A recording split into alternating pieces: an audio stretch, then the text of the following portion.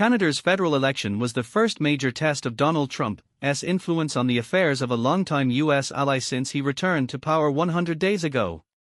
And he lost it badly.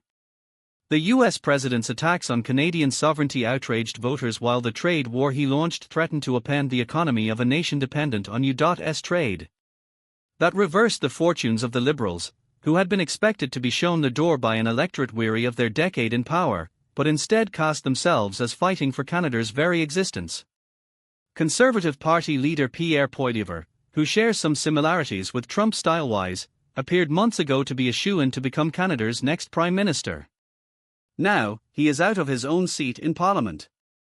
The Liberal victory on Monday energized other American allies under pressure from Trump and newly empowered Prime Minister Mark Carney, who emerges with a new mandate to take a tough line against the U.S.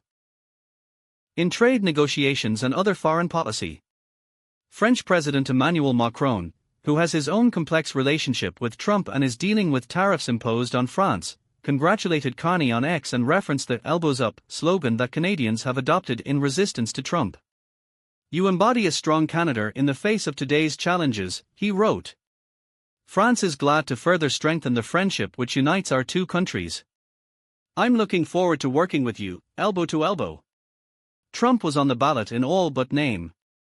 While Canadian voters worried about the cost of living, about crime and other issues, the election became a referendum on Trump in a land where he is deeply unpopular.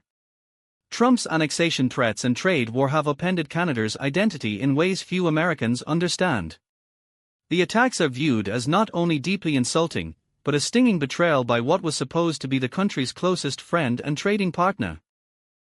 They have sparked a wave of nationalism typically foreign to a country that is better known for apologizing than flag waving.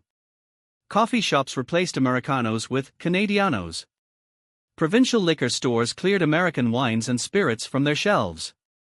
Canadians cancelled trips south of the border, began boycotting American products, and booed the U.S. national anthem when it played at sports games.